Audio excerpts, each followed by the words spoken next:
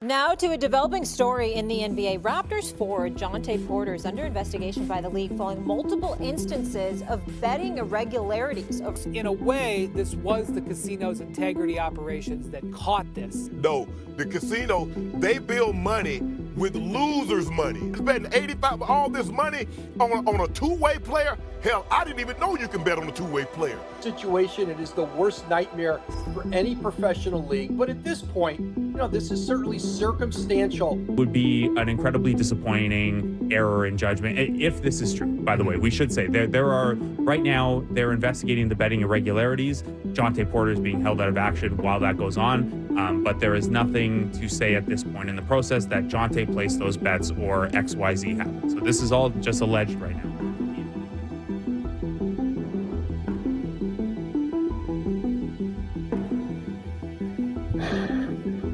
Give this video a like and hit subscribe for sure if you like that intro. Dramatic, almost like a inquiring minds or a unsolved mysteries. And there is an unsolved mystery here, which is why is Jontay Porter the one who gets caught? There's a lot of reasons actually, and I want to talk about this. I know in my last live I touched on it, but I wasn't really happy with how organized or disorganized my thoughts were on it. And so I want to structure it.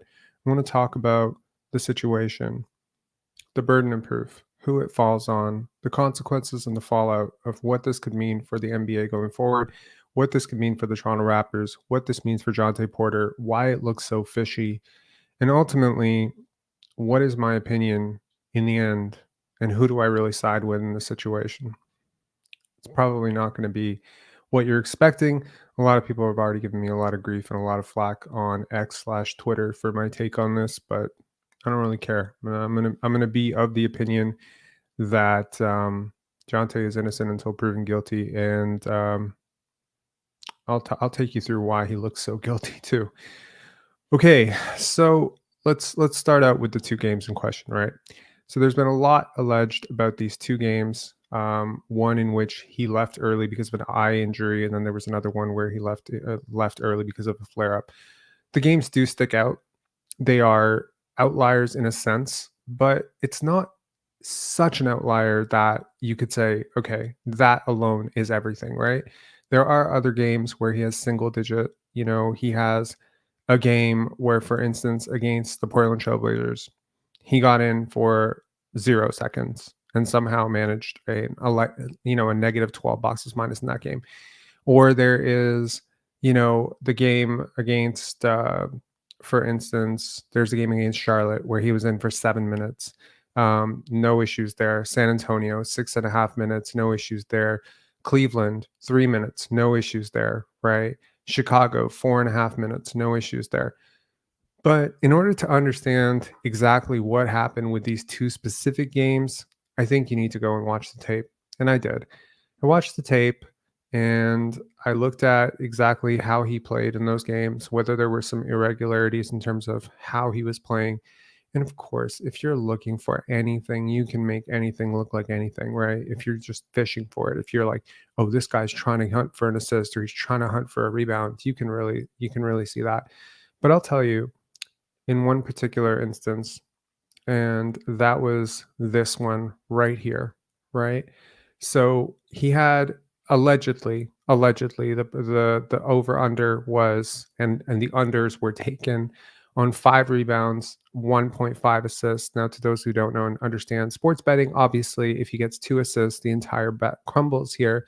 If you take a 4, 5, 6 leg parlay and one of the legs does not hit, and that's allegedly the bet that people were taking, they were taking his unders across the board, then he risked getting that second assist multiple times in this game, and he handed it to players like Grady and RJ who were very much in scoring positions. He even set screens for them to score. So if I'm telling you right now, if I'm looking to not get an assist, first of all, I'm not passing to guys who are in positions to score, and I'm definitely not setting screens for them to free them up. The fact that those guys didn't hit shots or take shots out of those actions is really not something that he could have controlled unless they were in on it too. Now, how far do you want to say the rabbit hole goes? Okay.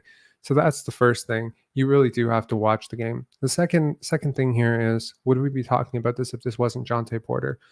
Now, in the previous live, I talked about how, I knew a player some years ago that this was very common with, and I want to clarify my take on that. Basically, what was common was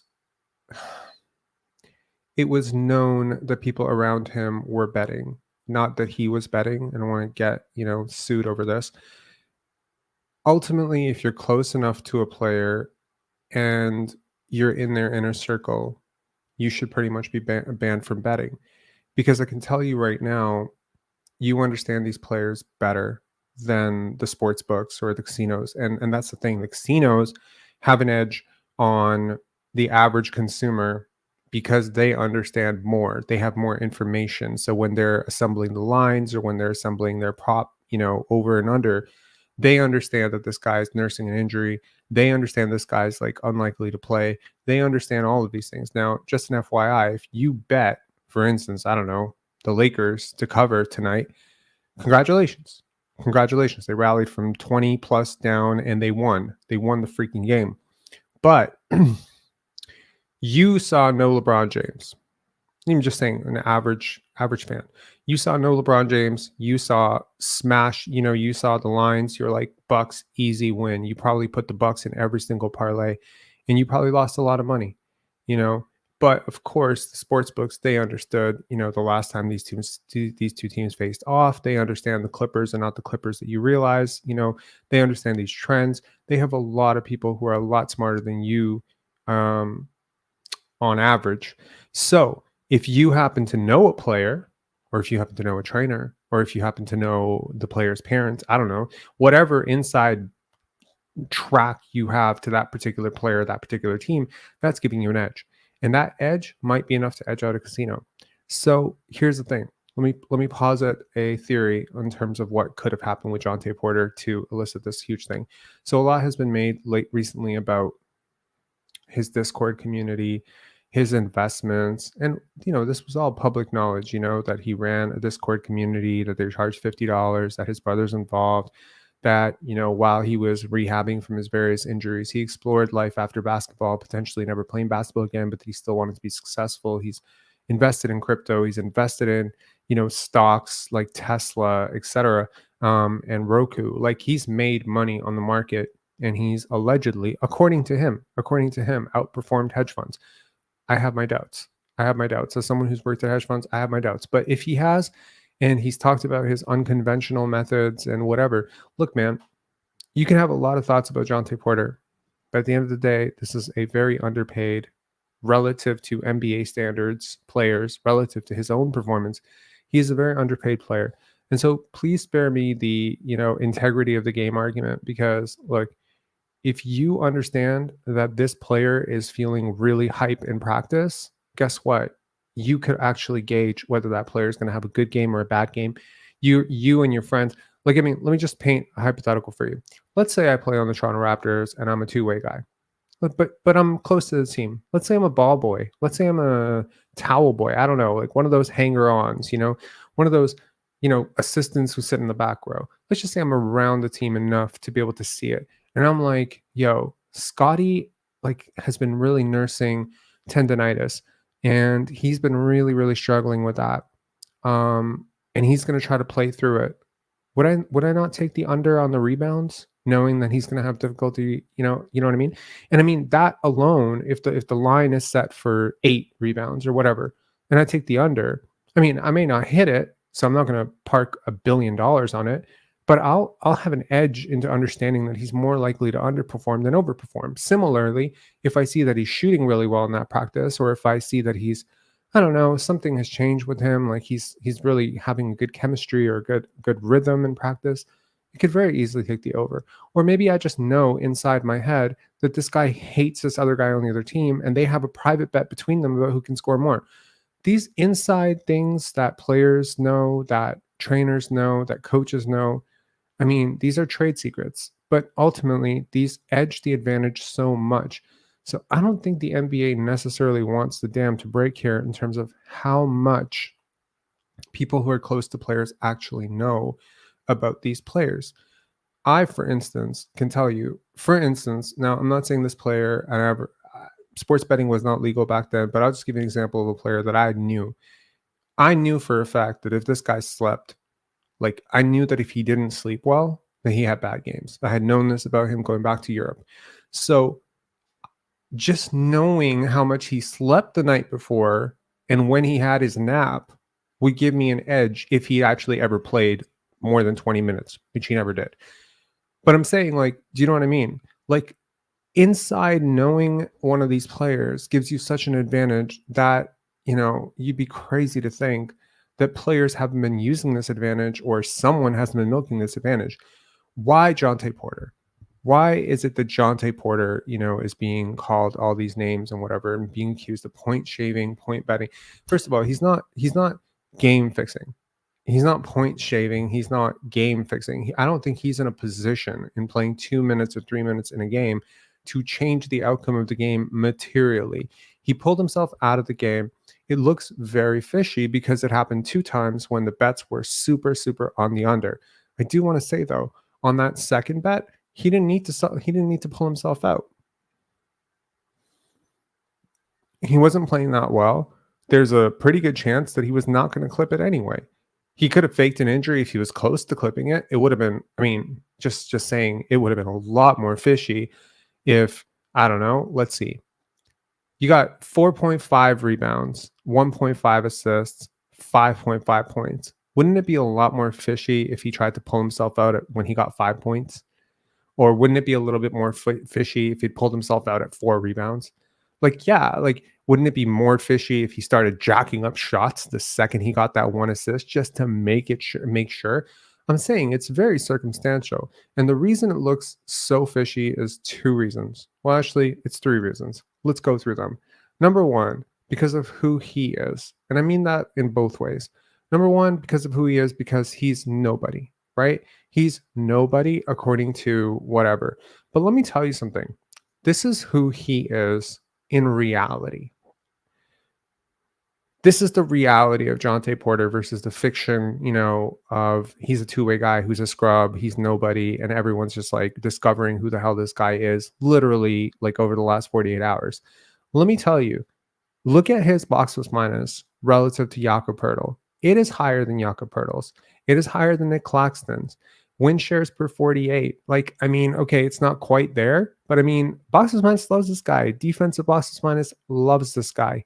He's reasonably efficient. He's a great passer. His assist percentage is higher than even Jakob Poeltl's, right? His block percentage, look at his per 100 numbers.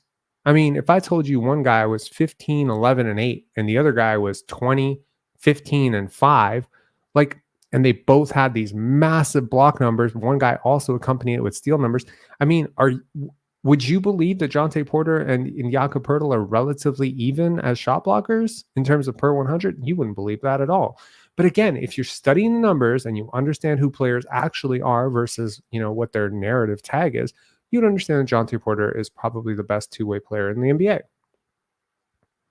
which makes him odd, right? But still, the label is he's a two-way guy. Why is anyone betting on him? Well, if somebody studies the analytics, they would understand he's the best two-way guy. Maybe that's a reason to bet on him. Maybe it's a market inefficiency. I think Jontay Porter is a market inefficiency. I think he's a market inefficiency. What is the over on him getting a block or a steal in one game? That probably carries with it a lot of money. But you look at his box scores and he gets a block or a steal in almost every single game. So it might be worthwhile money to put that down once in a while. You know what I mean? I don't know. I'm looking at it and I'm like, I think Jontay is a bit of a mystery in that sense. So number 1, it's who he is. So his status in the league, the fact that he doesn't make a lot of money, he doesn't have a lot to lose. There's also the other side of who he is, which is he's really smart. And he's been very vocal about his investments and his understanding and the fact that he beats hedge funds and all that stuff. And I think that all of this just paints a picture of this nerdy financial wizard who can potentially pull off something like this. So he looks like he might be intellectually capable of doing something like this. Because when you start talking about outperforming hedge funds, I think a lot of rabbit ears go up where people are like, how? You don't have financial training. You aren't someone who has like necessarily a CFA, or you don't have any experience on Wall Street. There is no reason for you to be this good at what you do. And he's also talked about having, wanting to double and triple money very quickly, about wanting to grow money quickly. Look, I just want to say this. Again, this is not shade on Jontay's. Again, I'm quite on record saying he's one of my favorite players. I don't believe everything that people tell me about how well they perform financially. It's very difficult to outperform the average hedge fund, much less hedge funds in general. And while I'm not saying it's impossible, it's certainly possible. I am saying that it is highly improbable. And so, it might be interesting to see a little bit of a probe into some of this, because again, if you're going to charge somebody $50, again, if you're going to charge someone $50 for a Discord server in which you are going to be giving them financial advice on stocks, bonds, mutual funds, I don't know what else, crypto, all sorts of stuff, betting, apparently there was like easy bet, whatever. I know this game very well. This is my backyard. Okay. I've walked around a lot of people in my life who swore they had the golden ticket, the golden this, the golden that. And in order to do that, you have to have a nice car. You have to have, that model-esque woman. You have to wear the ring. You have to have the nice Armani suit. You have to walk it. Like you can't walk into a room full of desperate losers, no offense, and tell them that you have the magic ticket and then look like me. You can't look like me. You have to look like to the top. And you have to have these war stories of the time where you outperformed Wall Street during the last recession, how you did this. And that's how people believe you. You know what I mean? And sometimes those stories are really real. I think for me in 2008, 2009, I massively outperformed the average mutual fund. I definitely outperformed the S&P 500, and I did that largely through precious metals. And so when a lot of people came to me for financial advice, it came down to that. It came down to the fact that I could point to my record and say, look, like the last time there was a recession or a mild, downturn in the economy, I was successfully able to navigate it for myself and for two clients. Maybe I can navigate it for you. These things, but I always, personally, I'm always a little bit dubious when people say they are so good. You know what I mean? It's very difficult to be so good. So that's number one, who he is. Number two, I think it's because it is very strange for anyone to be betting on this guy, period. But I think there is some element of the who he is identity part being used against him, of like, this is a guy we can make the example of. And this is where I say the NBA is walking on thin ice with Jontay Porter, because there are two things that need to be weighed out. Number one, this is a very lucrative business. I will point to the statistics on this. Nope, that's not it. Wait a second. Where the hell is it? Sorry, this right here will probably help to understand exactly like who he is. But yeah, if you look at the numbers on how much sports betting has grown and how many people exercise, how many states have legalized this and how big the industry is, like we're talking billions of dollars. They have infiltrated every level of sports to the extent that almost $60 million adults now between America and Canada, I believe, on last check this year, plan to place a bet at some point this year. Now, look, sports betting, I mean, for those of you who are pretty young, this was not legal even 7 years ago. The U.S. Supreme Court passed on it. It's obviously been huge money. It's made almost $1 billion every single quarter for the Ontario government. I believe, like last I checked, it was something like 700,000 or something, 700 million in terms of revenue for the provincial government. So look, it's big money. Everyone's winning. League interest, right? You have League Pass, right? A very good way to look at League Pass is bettors supplemental support, right? It's one thing to go on ESPN.com, but when you start looking for it, you see it everywhere. It's literally everywhere. Win probability, odds, game flow, all of these things are basically, you are starting to view in a weird way. You're starting to view games and game scores like I used to view a stock chart, while day trading.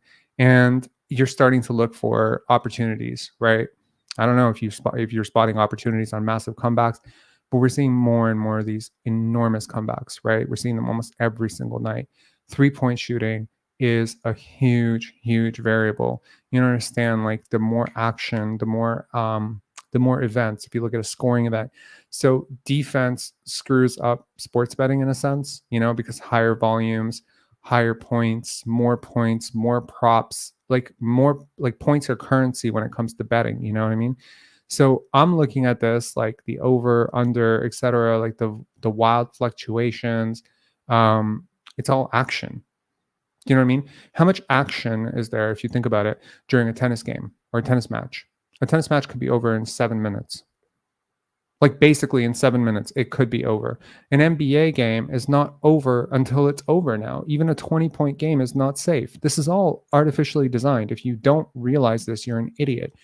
You've got to see how much sports betting has had an influence in not only how the game is being discussed in terms of their flagship, FanDuel, this, that, DraftKings, BetMGM, all these brands appearing everywhere in all the arenas, but also in terms of how the game is played, in terms of what elements of the game are being stressed. And you've got Rudy Gobert doing this to the referees, and you've got all of this. So the league has now this two-way player who isn't, being caught in this, very circumstantial thing, and the burden of proof is on them. But the reason I say that it is, they're walking on thin ice is one of two things. Number one, if you lay down a penalty on him that is very light, if you just say, okay, the rest of the season and we'll see next year or whatever, well, suddenly, I mean, there are players out there who are not making a ton of money. There are players who make, $1 million. I mean, Jontay makes less than $1 million, but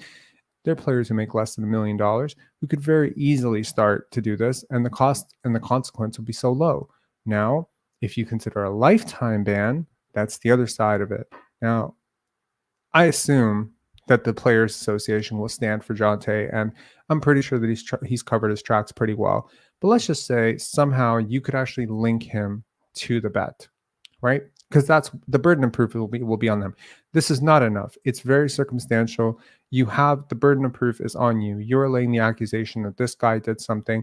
You have to prove that it was more than simply him just saying to somebody, "My eye hurts," and then somebody telling somebody, "Hey, his eye hurts," and then somebody telling somebody his eye hurts, and then somebody saying that in a Discord server, "Oh, his eye hurts," and then like I don't know, 80, 90, 100, 200, 500 to 1,000 people. I don't know how many people are in the Discord server. All those people decided to bet the under. That's certainly possible. It's certainly just as it's very possible, right? So what I'm saying is, if you lay down the law and you say lifetime ban, what do you do if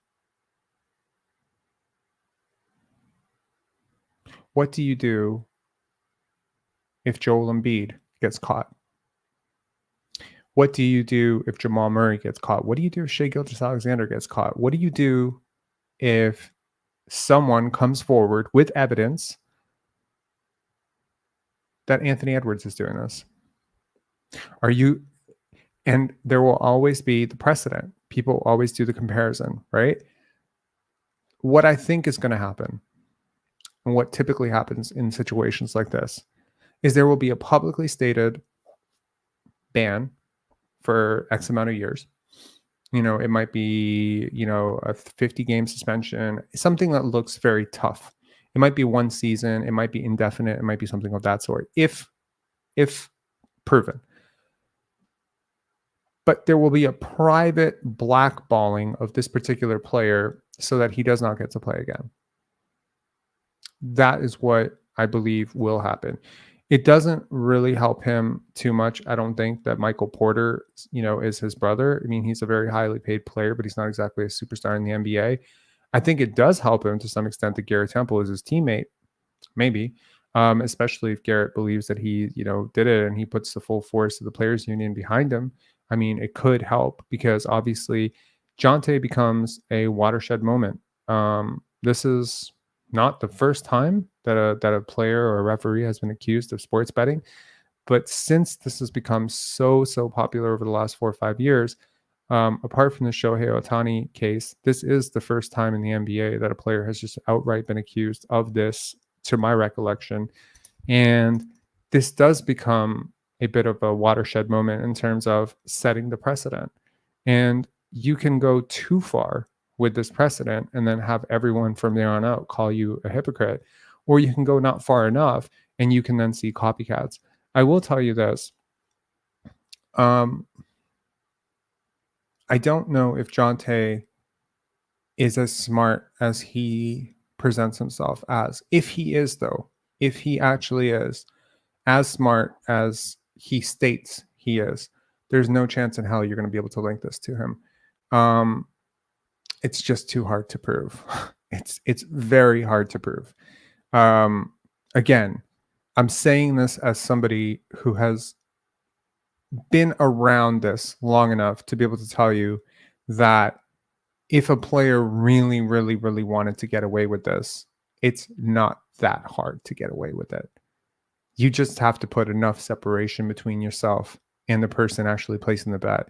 And you have to make sure that you don't, again, for instance, okay, just a for instance, just give me a for instance, okay?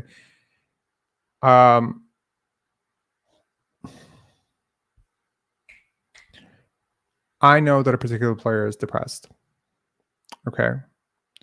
And I know that tomorrow their parents are coming to surprise them for a guest visit, and they're a young player and they've been really kind of lugging through practice, and I know that seeing their parents and going to dinner with their parents is going to be a huge morale boost for them.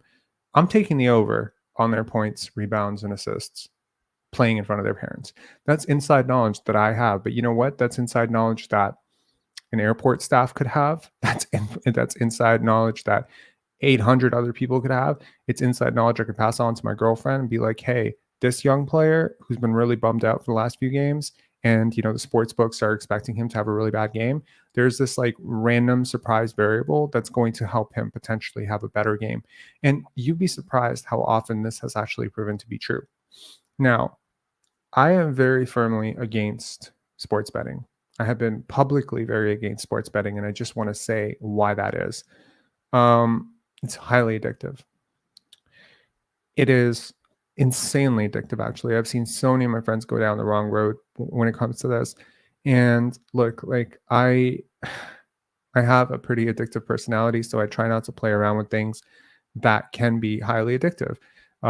Case in point, I just quit smoking 4 days ago. I don't know if you can tell. Usually I cough a lot during these lives, and so far, touch wood, I haven't coughed once. Hopefully my skin is looking a little bit better. Hopefully my teeth are looking a little bit better. Hopefully I will start to look better and more alive over the next 3-4 days. But it's been great. Like, quitting smoking has been one of the best decisions I think I've ever made in my life. And I wish I could go back and punch the person who sold me cigarettes when I was 13 and just say, how dare you? How dare you? I'm not capable of making this decision right now. How dare you allow me to make this decision when I'm not capable? I digress. Point being, better late than never to do that.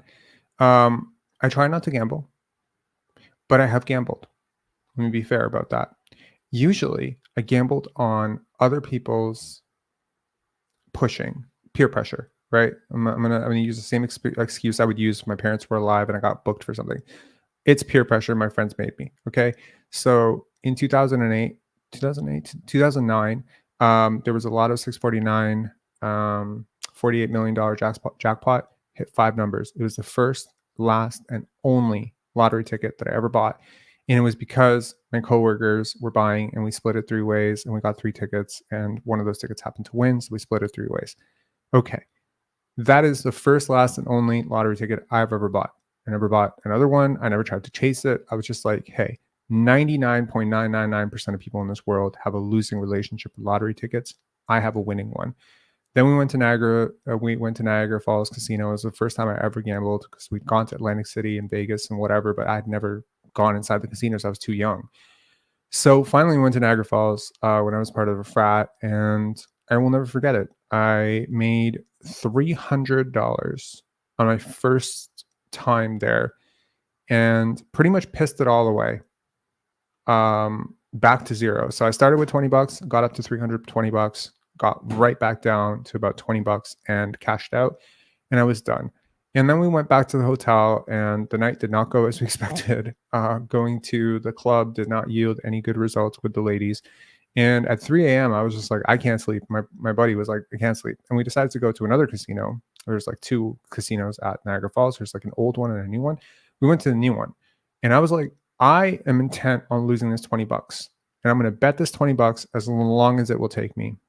Bet 20 bucks, turned it into 40 bucks, turned it into 80 bucks, turned it into 160 bucks, and eventually turned that into 380 bucks and then cashed out. I was like, 380 bucks, I'm done. Cashed out. Next morning, asshole, didn't even cover breakfast for everybody else. Everyone else was very pissed with me. I remember that very clearly.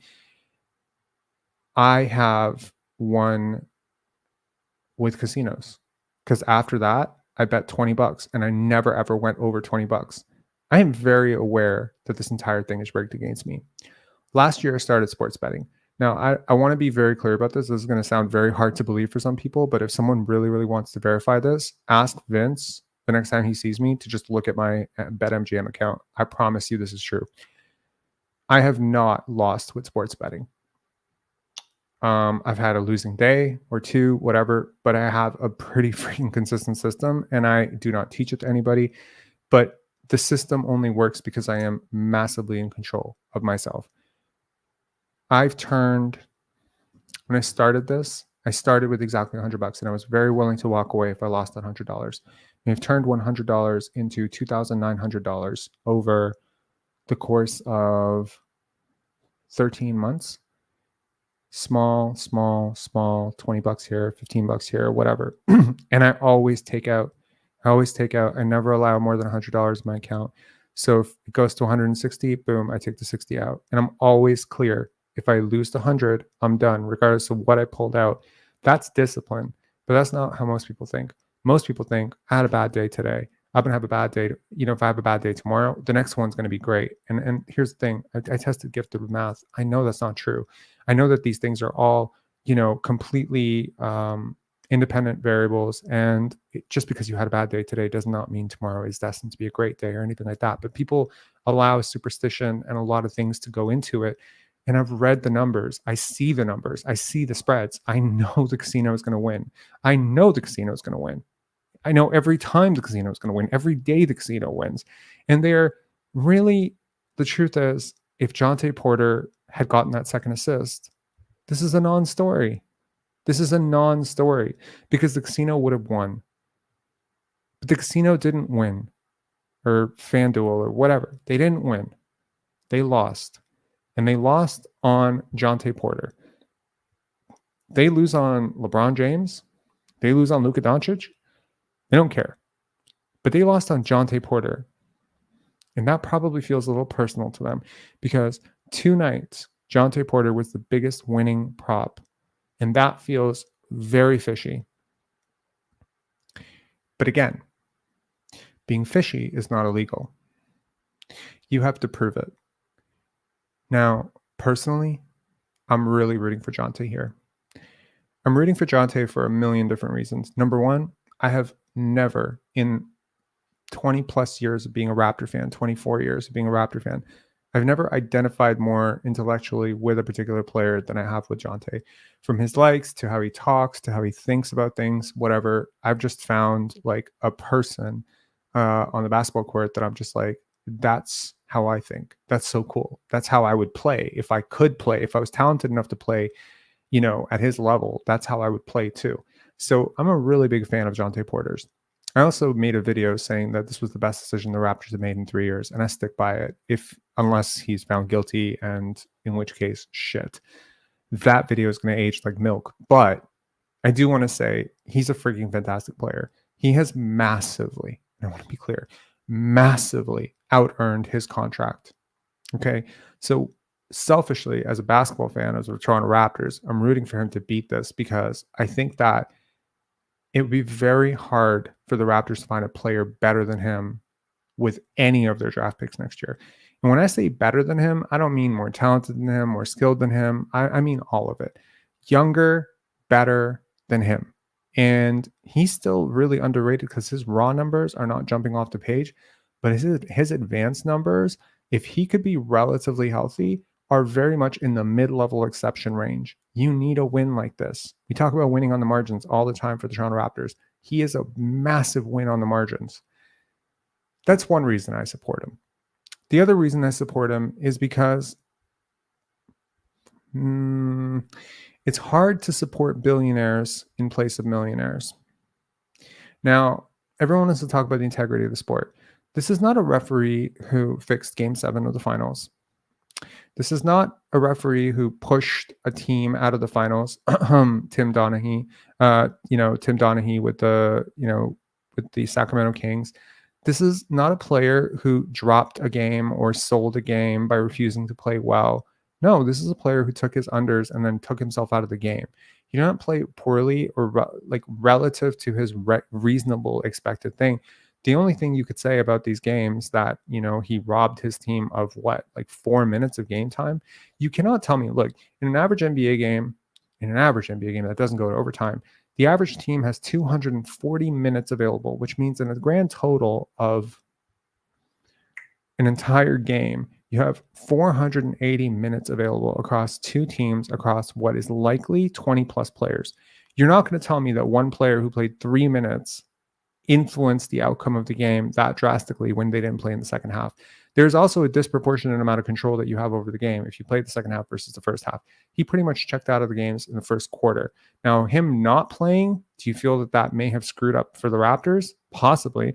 In which case, I'm also thankful to him because him not playing in the second halves made it easier for the Raptors to lose because the player that he's going to be replaced by, which is probably in most cases Mamadou Guy, is way worse than him. So yeah, Jontay Porter might just be helping the tank, so I support that. Also, this billionaires versus millionaires thing. Look, billionaires control the narrative, okay? They always have, they always will. I'm sorry to say, unless you read for yourself and you think for yourself very well, billionaires always control the narrative. Athletes are always selfish. It's teams that are always getting screwed. Look at how Dan Gilbert reacted to LeBron James making a free decision on his own free agency. Oh my God.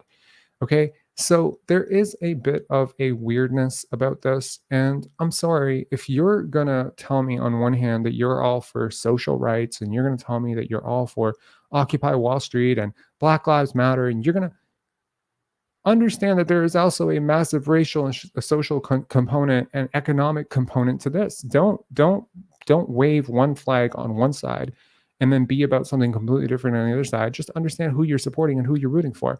If you think that this is bad for the integrity of the game, you're living under a rock if you don't think that sports betting is happening as it is, okay?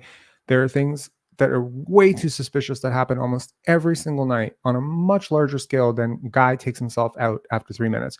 If Jontay is going to become the poster child for this, I resent that because I don't think that he is the most flagrant offender of this. Now, obviously, if he is caught actually betting on his own games and profiting off of that, that's a really horrible look for the league. And they're going to have to make a massive example. But if it just happened to slip that somebody close to him used knowledge of his eye hurting or his back hurting to, get it out there that, hey, this guy is going to maybe struggle to make his overs, then, whatever. I don't think that's not necessarily his fault. I think a lot of people are going to have an issue with this because they've been sort of trained to believe that cheaters need to get, whatever. Please understand, the sports books have been cheating you pretty much your whole lives. If you're a sports bettor and you're, I don't know, if you look at your account and you're like $3,000, $5,000 in the hole this year, yeah, it's a rigged system. This whole system is rigged. And here's my honest to goodness thing. I'm very against sports betting, and I've already confessed in this live that I have partaken in sports betting, both with the NBA, NCAA, tennis, football, hockey. I've done it all. The reason to do it should never be to make money. Don't ever do it to make money. This is just my unsolicited advice to you as someone who has beat the odds on a lot of these things. I'm telling you, the numbers are very, very, very, very skewed against you. I can show you the math on it someday. It's ridiculous. And unless you really know what you're doing, no, I'm not even going to say that, because you probably think you're going to know what you're doing because you're the guy who always knows, and you don't. And truthfully, like, I mean, again, there is some really valid point here of like, sports books, if you consistently do this, like, let's just say tomorrow, I'll give you an example. Let's just say you take, I don't know, like, there was an example today of Dante DiVincenzo. I think he hit 11 threes or something 2 days ago, right? If you took the over 8 threes or 9 threes or whatever the hell on Dante DiVincenzo, I don't even know if that was an option, but if you did and you hit and you did it for $1,000, please understand you are on a radar right now, because they don't like people making money, especially big money on like obscure outcomes or unlikely outcomes. I think there's like a limit to like, oh man, I think it's like 101 to 1 bet. If you win that, like, they're really looking at you. I did win 101 to 1 bet once on a 7-leg parlay or an 8-leg parlay, and I showed my buddy. Thank God I only bet like $3 on that. But if I had bet like $50 on that, I'd be on like a freaking FBI watch list. What I'm saying is, do not sports bet to make money. And honestly, when I was listening to Darko Rajakovic say that he'd never bet on sports, it kind of got me thinking, if my parents were alive, they probably would tell me don't bet on sports either. I don't think it's a good thing. I think it really fundamentally changes the way not only players are playing the games and how the game is being officiated and how the game is being called and how the game has been designed, but also it really, really changes fan interaction with players online. It really changes fan interaction with the game itself. I mean, are you really watching the game? I mean, the number of hilariously idiotic takes that I've heard about Cade Cunningham and Pascal Siakam, those like big stats guys that don't have like as necessarily a big impact on the game as their stats would suggest. Like, the number of people that you can't even convince that, these guys aren't superstars, it's wild to me. But it's partially because of these fantasy, basketball and player prop bets and all that stuff. So this live has taken less of a structured tone than I would have liked for it to. Initially, I wanted it to be very, very succinct and probably 15 to 20 minutes long. And I've gone till 6:30 in the morning, and I'm not really sure why. But okay, we have 29 comments. Let's get to a few of them.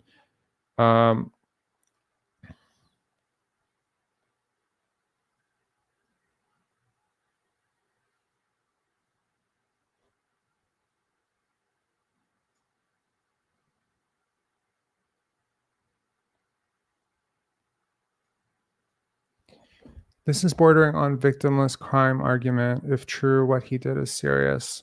Okay.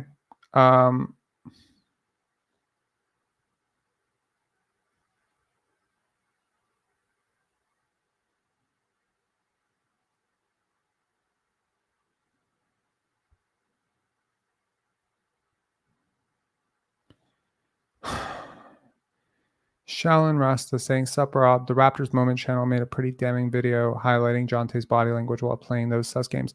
Look, man, I'm not trying to like call out Raptors Moments. It's a fantastic channel, but you can edit anything to look like anything. Okay, there's a lot of stuff. Like, I mean, I didn't watch all of it. I watched 2 minutes of it. Come on now. He's upset. Like, you're.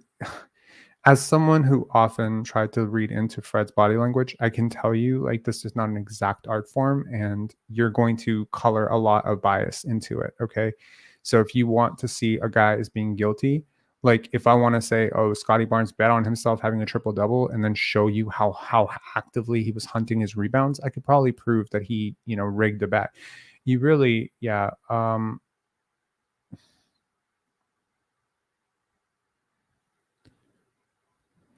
Good morning. Okay.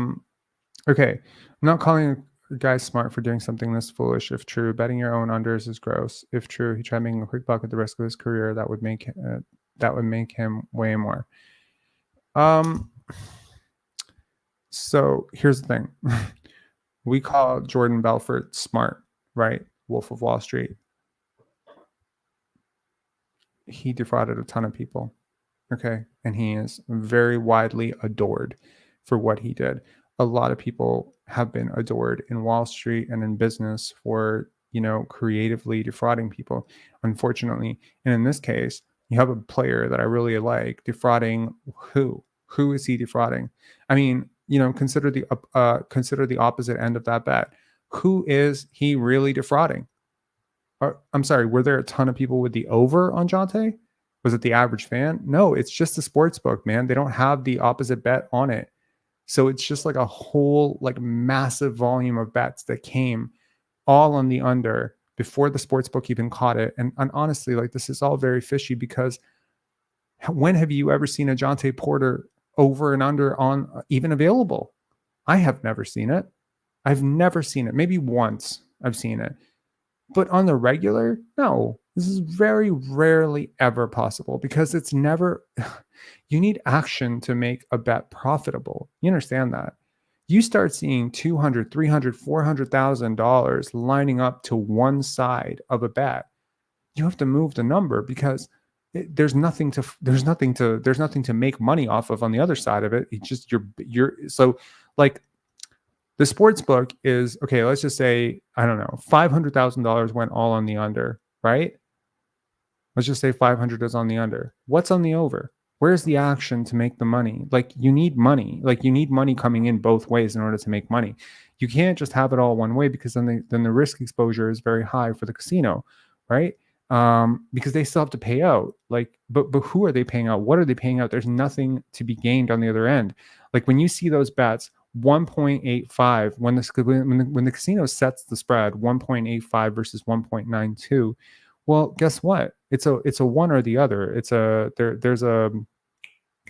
It's binary, right? Either let's say Lakers are going to win or Celtics are going to win, right? It's 185 to 192. Well, the 192, you got 8 cents going to the sports book, and on the other side, you got 15 cents going to the sports book, and that's like the bookmaker or the bookie's fee basically being caught out of it. So that's why they're always profitable.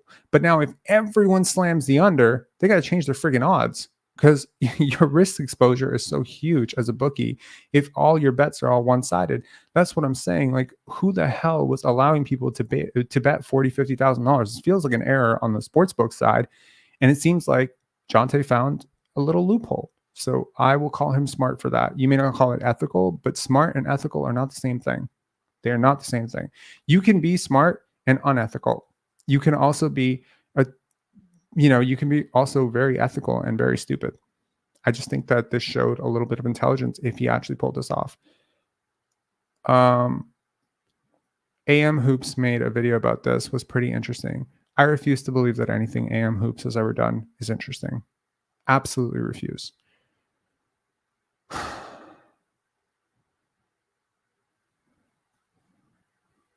Yeah, I'm not defending the crime. I'm just saying, that it's more common than people think.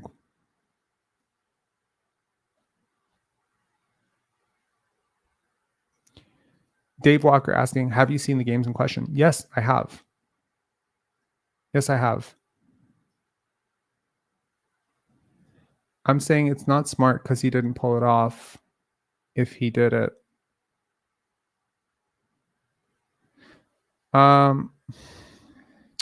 H2K Sports saying, this is a big deal. The FBI can get involved in this as well and may. He'll have his phone records, text, laptop searched, and possibly seized. This is just the beginning. Again, if he is as smart as he presents himself to be, there is an easier way to do this and to not be caught. And I'm sorry, like with the existing framework that is already in place with him being an investor, having a Discord server, et cetera, I'm sorry, this is pretty explainable. All he would have to say, look, just an FYI, just so we are clear. If Scotty Barnes comes up to me tomorrow, right? Let's just say hypothetically, that I end up at a lunch and somehow I know Scotty Barnes and he says, my hand's feeling better. I'm actually going to play tomorrow against New York. That's not a crime. Just an FYI. That's not a crime. For me to find that out before the sportsbook find that out is not a crime. And if I decided to bet every fucking penny I had on the Toronto Raptors, if I decided to slam $1 million bet on the Raptors on the basis of that knowledge that Scottie Barnes would play, that is not a crime either. Just so we are clear. So if Jontay Porter told somebody that my eye hurts, that's not a crime. And if somebody decided to use that knowledge, hello, that's what the fucking sports books do all the time. They are very connected to trainers, training staffs, coaches, etc. These guys know things. Like, you start seeing line spread. Do you remember the odds on Paolo Banchero becoming the first overall pick? You see how those split before how did they know? How did they know? Do you know what I mean? So if you had bet Jabari Smith or Chet Holmgren, you lost. But they won because they knew something you didn't. They're insiders. So if somebody decided to inside track the insiders, fuck them. I don't care.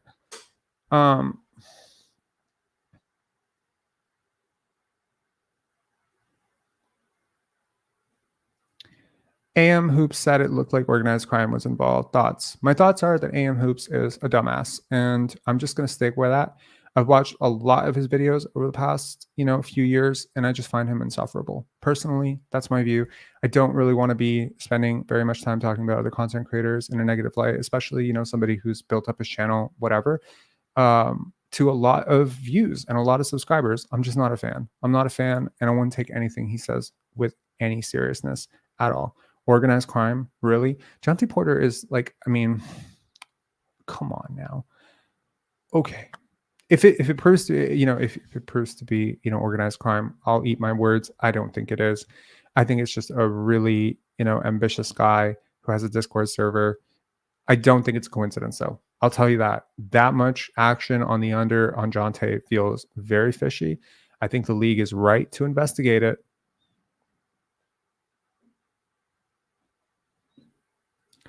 Like a CFA chart holder, I bet that the NBA staff and Raptor staff probably signed ethical standards.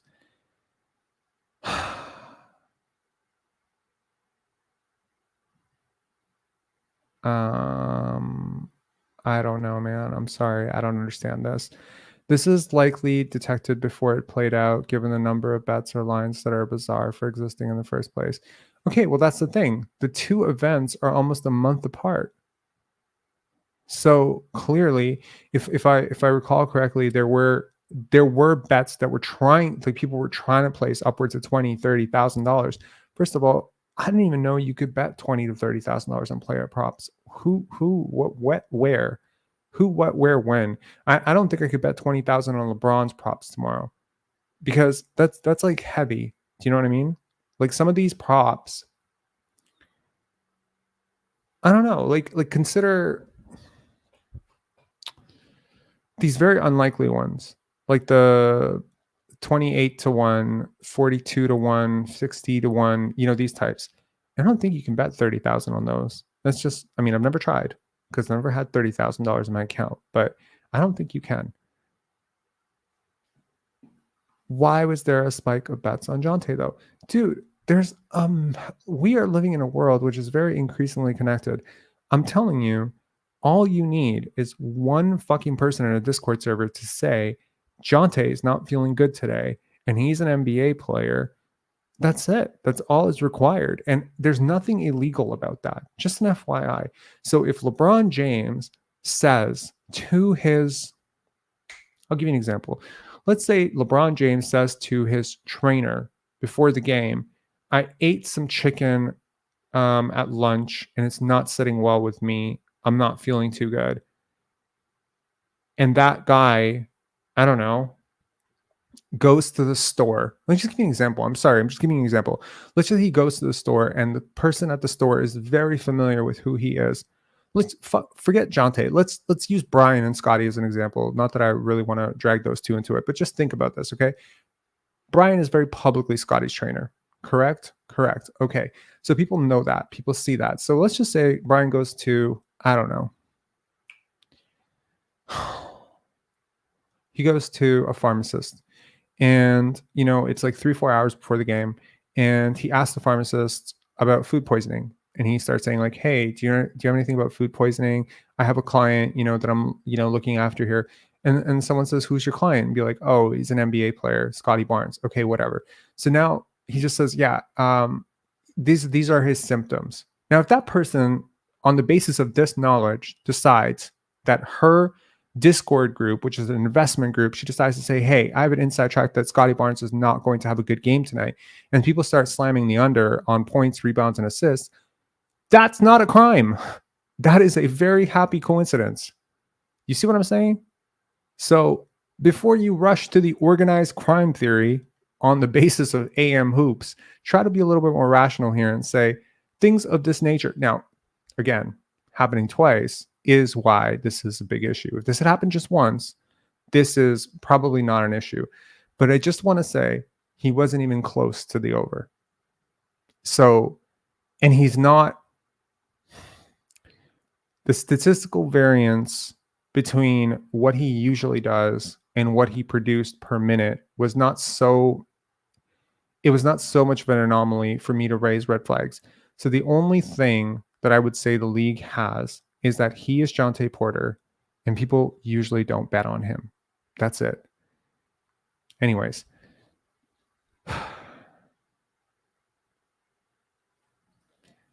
So, Rob, do you think Tim Donaghy was wrong? He's basically giving inside tips to mob guys on how he thought games would play out based on certain injuries. No, I think Tim Donaghy was a completely different thing because he knew what he was doing. He didn't just innocently say to somebody, oh, I don't like this player, or my referee buddy hates this player. He knew what he was doing. You have to prove intent when it comes to this. You just do. Like, you can't just, I'm sorry, it's very easy to accidentally commit fraud. Okay. Like, and that does matter. When there is a pre-construction and you know what you're doing, it is a little bit different. It's very different if Brian accidentally says, you know, my client has food poisoning, and then someone happens to find out that client is Scotty Barnes, and then they happen to, you know, if it's happens to, it's not really a crime. I'm sorry. It's just not. You're not going to be able to prove that in court. You're not going to be able to get anyone arrested. It's just luck of the draw. Okay. And by the way, FYI, sportsbooks do come into information like that all the fucking time. I'm sorry, they do. They know this stuff a lot of times when they're making these things about. And of every tweet that Adrian Wojnarowski, you know, does tweet out, I tell you, there are 14 to 15 he does not. There's a crazy little inside web of the world, and I'm not a part of it. I'm not a part of it, but I have met people who are around it. And I can tell you, like, there's so many open secrets in the NBA about people cheating on certain people, people being unfaithful to their wives, people having custody battles, people, you know, not liking particular players, not liking, you know, teammates, not liking coaches, not liking whatever. This Fred and Scotty thing that was like a little bit of a beef brewing. When did I call it? I called it in October of Scotty's rookie season. Go check the Facebook receipts on that. I didn't wait for an entire year and a half to call it. There's a reason for that. That's what I'm saying. So there's like inside stuff. And I mean, again, and imagine if I was a trainer for the team, like I would have called it in fucking July. You know what I mean? So access is important. And the truth is that the average bettor doesn't have access to players. And so when a player decides to give, you know, maybe their Discord community a little bit of an unfair advantage on one prop bet, I'm not considering it the crime of the fucking century. I'm not going to. Okay.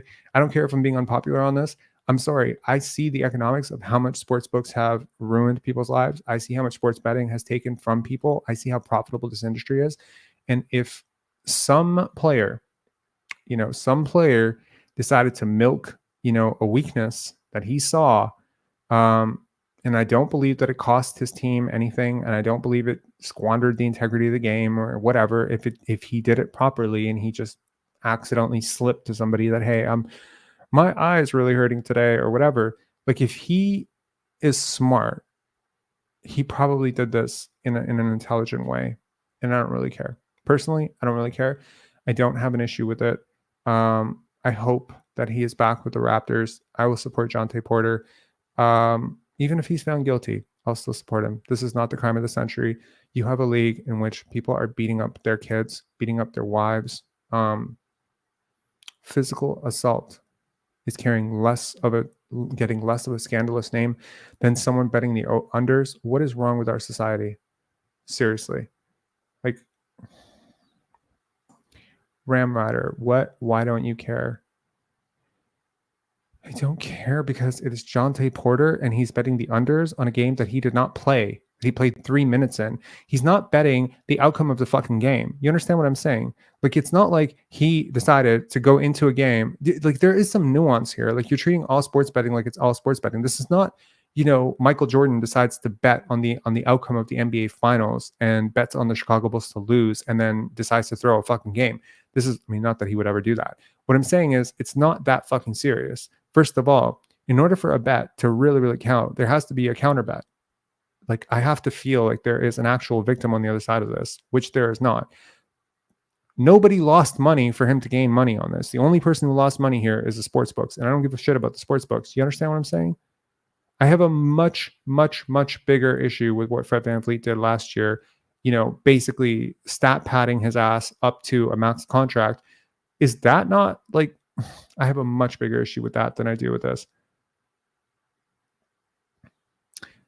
Sufyan Khan saying if the NBA decides to ban him over this, I'd be shocked considering what they did with Miles Bridges. I agree. So again, this whole integrity of the game thing, stand on business. If the NBA is about the integrity of the game, then what the fuck did I just watch tonight against the Lakers and the Bucks? Just be real. That crazy comeback, that crazy ass comeback, and how many fouls did the Lakers get like down the stretch? And I'll agree, the Lakers definitely outplayed them. Dame played terrible, whatever. But are we kidding here that Giannis doesn't get a foul on that and Spencer Dinwiddie gets a foul? What are we talking about? Like, you know what I mean? Like, there are some very, very suspicious, like, threw this player out in the second quarter, and it's just like that totally swung the fucking outcome of the game. So, yeah, like, this did not swing the outcome of any game. That's why I don't care. It would be completely different if it was a major rotation player betting on the outcome of the game. That is different. It is different, especially if the outcome of the game actually fucking mattered to anybody. Do you know what I mean? Like, I'll give you an example of something that would bother me. Just to play an example. Jalen Brunson bets the Raptors spread. I don't know what the spread is, like 11.5 tomorrow. And then keeps the game just close enough to make sure that the Raptors cover tomorrow. That would bother me a lot. Do you know what I mean? That would bother me a lot because that has massive consequences. You are gaming the game in order to affect the outcome of the game. This is different. Okay. Now, it would be different if Malachi Flynn, I don't know. As I'm saying it, I'm realizing it partially matters to me a little bit that he took the under instead of the over.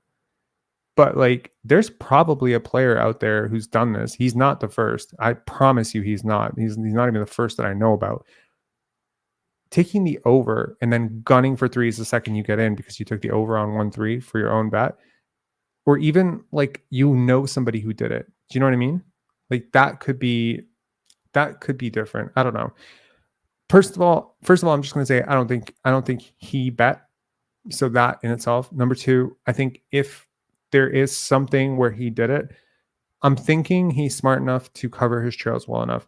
Now, if he gets caught and if he really did something here, if big ifs, all big ifs, then I'm just saying in the grander scheme of things, in terms of like who is victimized versus what this means for the integrity of the game, whatever, as someone who is widely suspected that a lot of trainers, a lot of players, families, etc., often use inside information about player health, player mentality, player morale, player, personnel stuff. Like, I don't know, they find out they're getting a divorce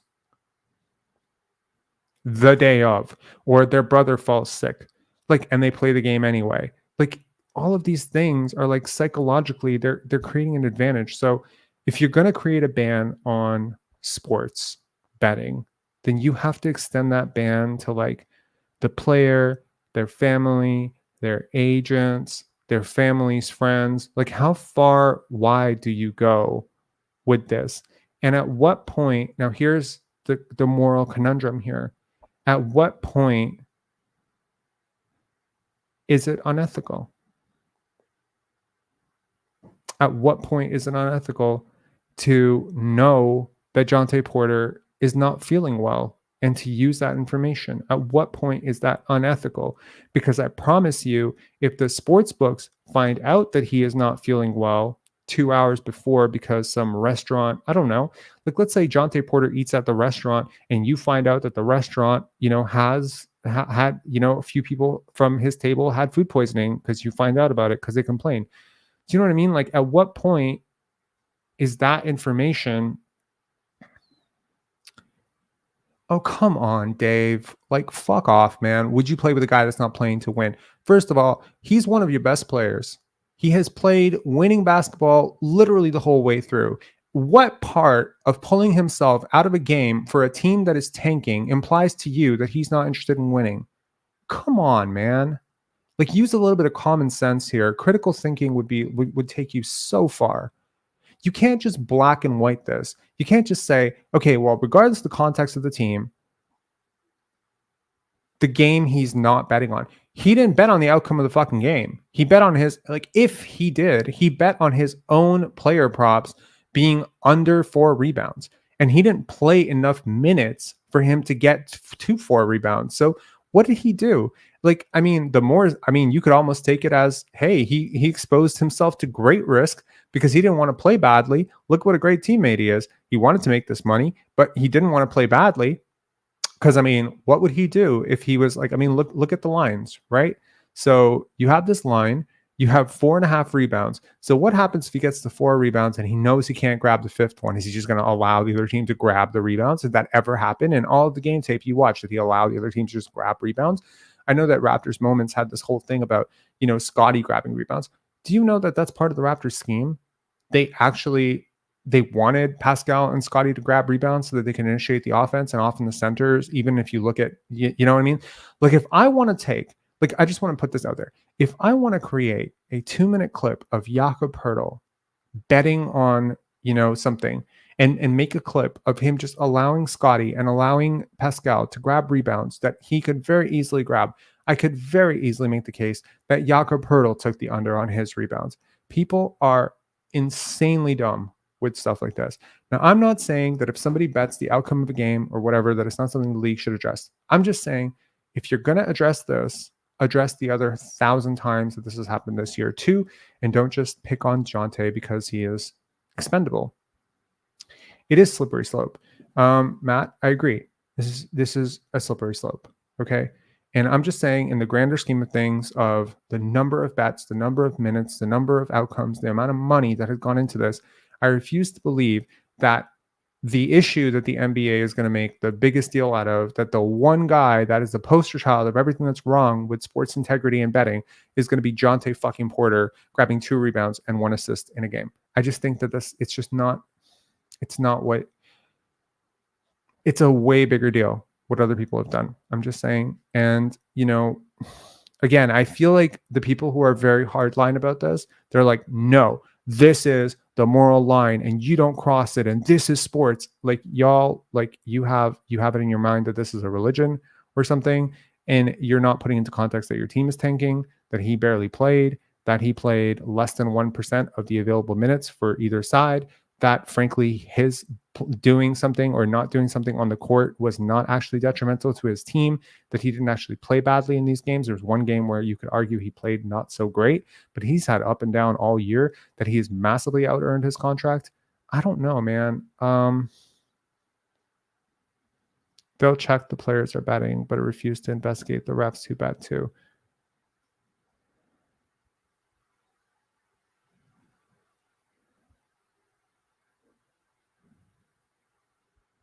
The context almost doesn't matter when there are so many eyes on the story. If an example is made, it will be because the attention it's received. It's a little hypocritical, is what I'm going to say. It's a little bit hypocritical. I appreciate the dissenting opinions and the disagreements and whatever, and we can have that pretty rationally. And if I'm getting a little bit heated with Dave Walker, I apologize. I just fail to see how this became the crime of the century. I understand that it's wrong. I understand that fraud or whatever is wrong. I get that. But anytime there is fraud, I have to look at the other side of it. I have to see who was defrauded, and I have to look at who is frauding. I have to look at, and this is not to say that if you defraud your bank, that I'm on your side. I get it. Legal, laws exist. I'm not Robin Hood. I'm not a communist, whatever. I'm not a socialist. I get it. Okay. I get it. But what I'm saying is you do have to put this in the context in order to understand how innocently something like this could happen. Because it could happen very innocently, right? Anyway, a lot to think about. I wanted to offer something a little bit different. I don't want to pile on Jontay. I have a lot of respect for him as a player. I hope he'll land on his feet. And honestly, if he doesn't land on his feet as a basketball player in the NBA, I'm sure he'll do it as a basketball player in some other league. And if it's not a basketball player in some other league, because obviously this is a road that was available to him last year and he didn't take it, then maybe it'll be as a as a bettor, as a investor, as something else. He strikes me as a person who is extremely well versed in a lot of different things, and someone who's very eclectic and a bit of a renaissance man. So it wouldn't surprise me if he became a film director or film producer like Tyler Perry. It wouldn't surprise me if he literally became a coach. It wouldn't surprise me if he became an advisor or a stock trader. Nothing would surprise me with Jontay. I have thoroughly, if this is the end of Jontay's career with the Raptors, I would just say that I have thoroughly enjoyed watching him play. I think he is a fantastic basketball player. And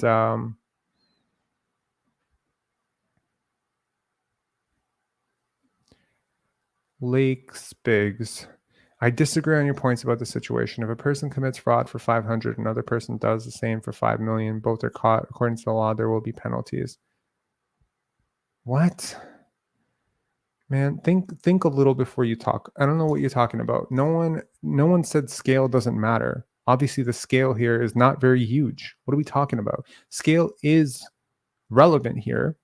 But just an FYI, just so you're clear, in case you're planning on breaking the law, yeah, there's a very big difference between stealing 500 and stealing 5 million. I promise you. You defraud a company for 500, they might look the other way. You defraud a company for 5 million, they will sue your ass. There's a reason that theft under 5,000 is the distinction if you're doing shoplifting or whatever like that, because yeah, theft is theft, but stealing bread and stealing, a Lamborghini are not the same thing. And I do think that, context matters. Like, look,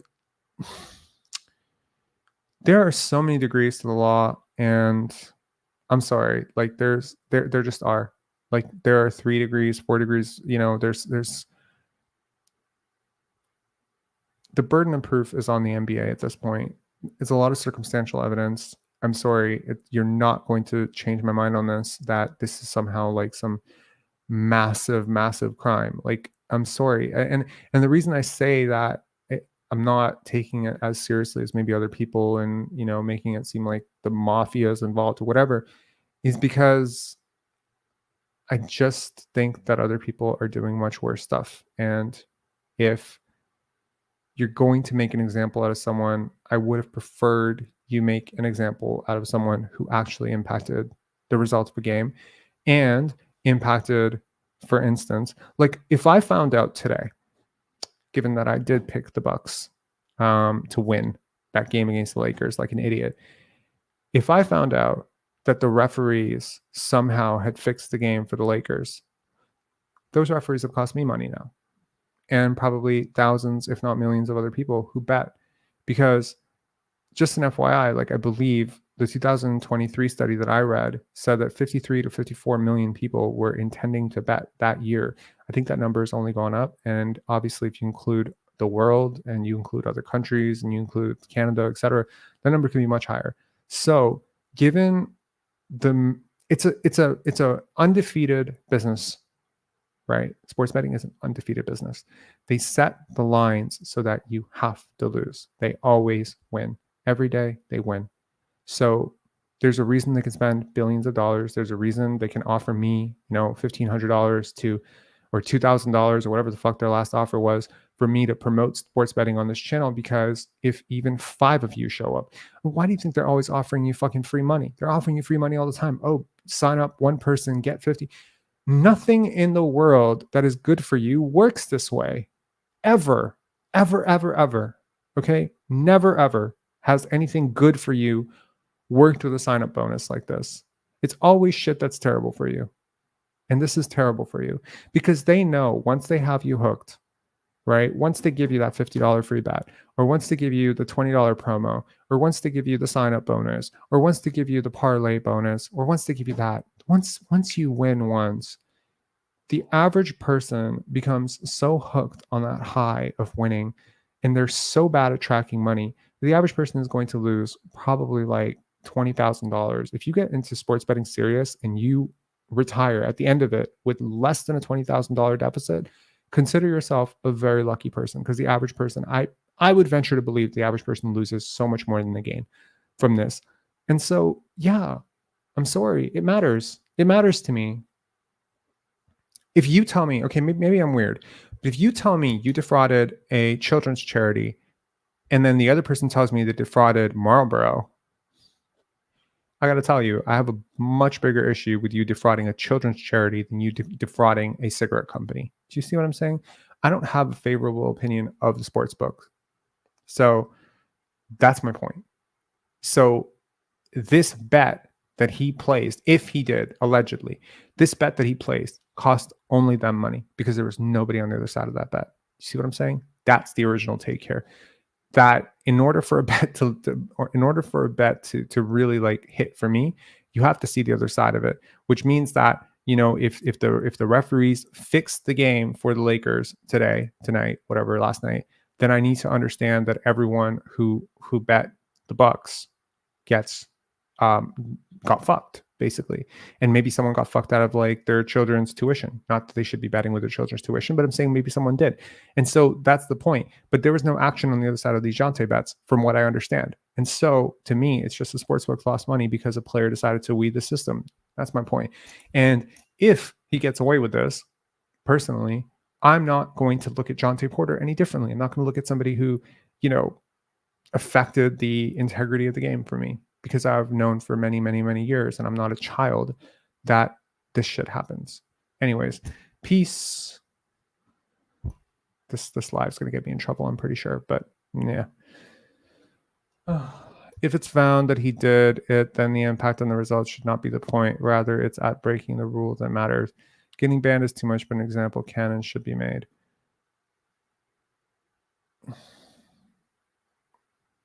I think nuance is always going to matter to me, man. I'm just saying, I think it is always going to matter. And again, if you want to ban this guy for life, or if you want to impose like a two-year thing, then just be sure that the next time Zion or, you know, LaMelo Ball or someone like this comes up and they end up getting caught for this, just make sure that that penalty is just as hard for those people. Because personally, I'm a little bit sick and tired of this league making a more drastic example out of people that they consider to be expendable and looking the other way with people that they do not consider to be expendable. Because again, with a lot of things in life, it seems like the haves and have-nots are not being treated equally. So he would just get the, yeah. Can't look at the crime in a vacuum. I don't think I'm doing that at all. Anyways, take care. Bye.